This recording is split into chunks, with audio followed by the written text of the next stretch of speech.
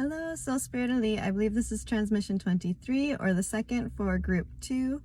I am here hanging out in a parking lot to bring us our next message.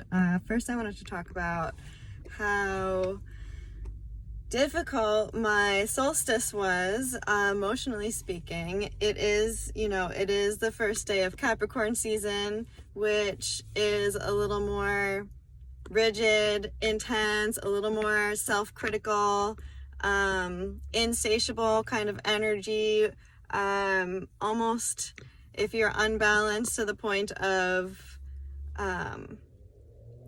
self-abuse in your talk to yourself, how hard you are on yourself, and just seeing things in a way that you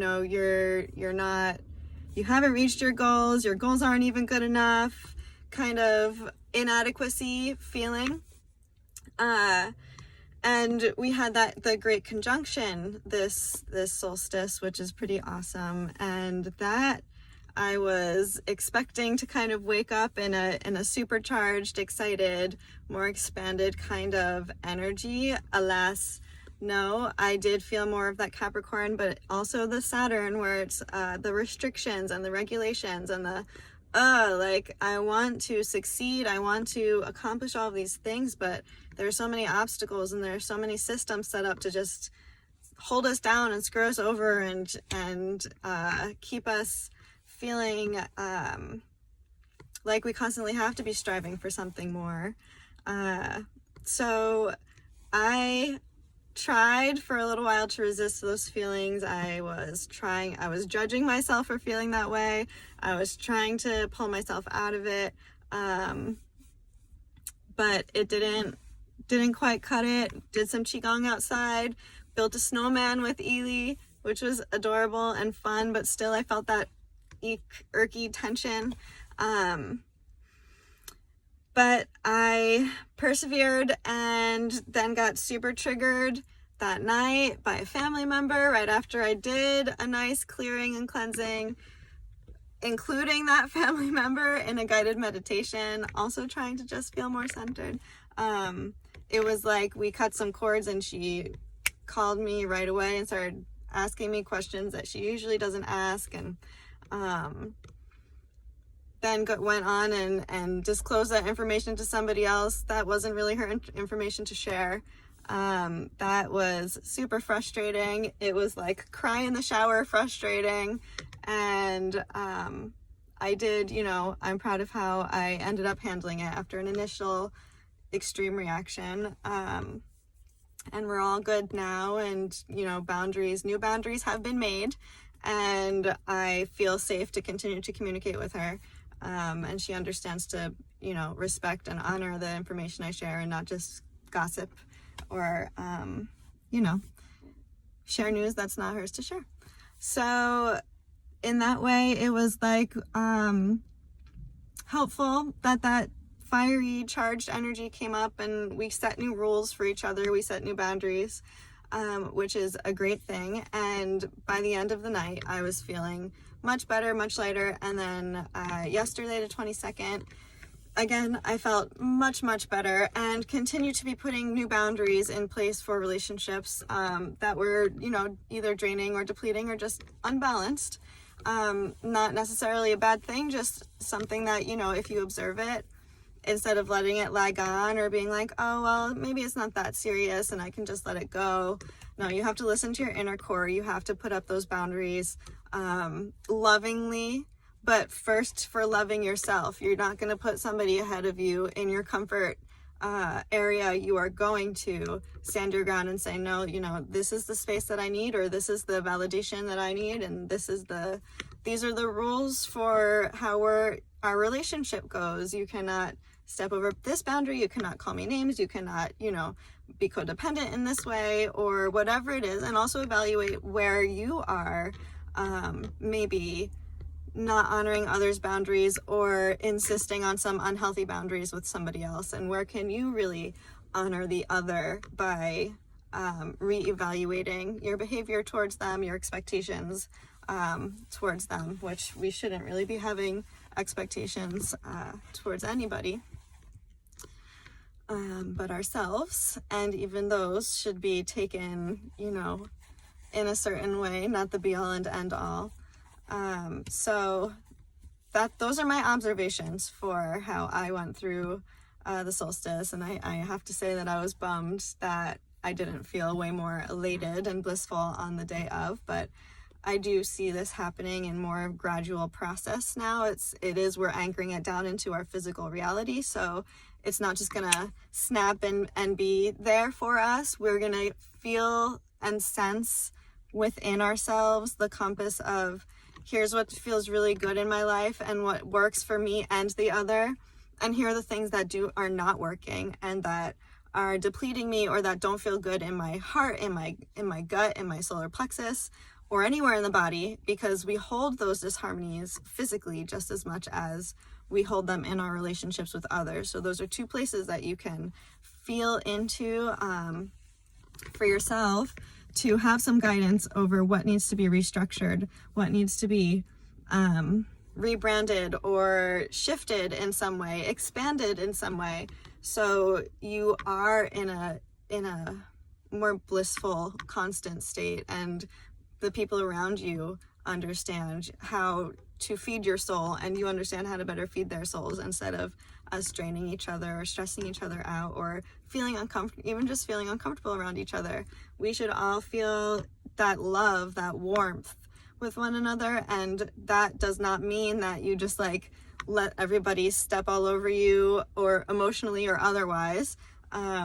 It really does mean that there's a mutual respect going on, and sometimes it's important for us to communicate to help people understand what respect means to you, and for you to understand what respect means to them. And that's within yourself as well. Are you respecting yourself? Are you respecting the inklings and information that your body is giving you, or are you brushing it off, or are you ignoring it, or are you completely cut off from that entirely, where you don't notice it, not even on the subconscious level at this point? We can talk about that more. If you do have, certain body symptoms are often correlated to either the chakra, which the chakras are all corresponding to certain glands in our bodies, each of them, which is hormone control, which is a major vitality measure for us. If we're unbalanced in our glands and our hormone system, we're not going to do well on the daily basis. So it could be something that you're holding, one of your energy centers. It could be something that you're holding in a joint or an anatomy, a piece of anatomy of you, a finger. Which side of the body is this happening? Which anatomical structure is this happening to? That clues you in on what's going on in your dynamics that aren't working in your life either. For example, let's say that you keep on getting an eye infection that is persistent, that doesn't go away, that will swell up your eye or cause it to weep. On the right side, there might be something in the masculine world of yours, whether that's the masculine dynamic within yourself or a masculine counterpart, or somebody who is overexerting their masculine qualities or not exerting them enough, having deficient masculine qualities that you don't want to see, that you're having a hard time looking at and processing. That could cause your eye to have this physical thing where you're like, no, I just need antibiotics. Well, yes, absolutely, you need to address it on that physical level, but perhaps it's recurrent, perhaps it's persistent, because you also need to address it on that deeper level of what's psychically, what's emotionally and mentally happening in your reality, in your world. I'll just give one story about this. I'm overheating. I'm getting so excited talking about all of this. One story, and then I'm going to leave you with a little food for thought. Not that this isn't all food for thought. When I was in med school, we had clinicals and rounds where we would, have different shifts of caring for patients in the Bridgeport community. And so I had this one lovely patient. We were working on him for Lyme disease, and that was going pretty well. And towards the end of his treatments, to treat that specific thing, he ended up getting a UTI. Now, UTIs aren't too common in men as compared to women, but it happens. And so we gave him a protocol, an herbal protocol. It didn't work. And so we were like, okay, well, let's not let this fester. We need to get you to a prescribing physician to get you some antibiotics to get rid of this. Well, those didn't work either. He continued to have the symptoms. So we were like, okay, well, what's going on? What's going on in your life? Apparently his girlfriend of like 7 years who lived with him just up and moved out one day without telling him that she was going, without giving him a chance to understand what even happened. So we were like, oh no, well, that's very sad. And that stress can deplete your immune system, make you more susceptible to infections in general. But why is it that his Lyme disease is improving? His symptoms for that were going away, but he's getting now this urinary tract infection. Well, the urinary tract, the genitourinary tract in general corresponds to the root and the sacral chakras. And those were the two chakras that got blasted basically with the shock of him losing his live-in partner for him out of nowhere. So, his home changed. That right there is your root chakra, and his security with her, but also her partnership, his lover, is gone. That is the sacral chakra. So once we were able to counsel a little bit on that and help him work through that emotionally, and also support him with some flower essences, which definitely work excellent on that psychosomatic, mental, emotional, symptomology going into the body issue that we all face. We did that in addition to the antimicrobial herbal protocol for his UTI. We gave it another whirl with a few different herbs, and it did resolve at that point. As soon as he was able to get it all off his chest and process it emotionally, he was able to overcome the physical manifestation of that hurt. So pretty amazing story. And that stuck with me, and I see it now every day when I work with patients. The emotional information that we hold in our symptoms, in our diseases, there's a lot to it. So homework for us this week, and in general, perhaps if you like the practice, is to sit in meditation. Just sit with deep breathing, quieting the mind, and see where your body is holding something, holding some information for you. Where is there pain? Where is it itching? Where is it just drawing your attention? It could be no physical symptom, just an emotional connection somewhere. And ask that body part, ask that space that you tap into, what's going on there? Why is it there? What is it doing for you? Because really this information does serve us to help guide us to be more emotionally and spiritually balanced, mental, emotional, externally related as well, with our diet, our habits, our daily go-abouts, and our relationships. We could not want to acknowledge, or maybe we just don't notice what really is causing our imbalances. And so tapping into the body this way is one way to get some guidance and insight on that. And ask that space, what's going on? Maybe write it down, reflect on it, and then you can either Google Louise Hayes. There's a lot of different documents online for this.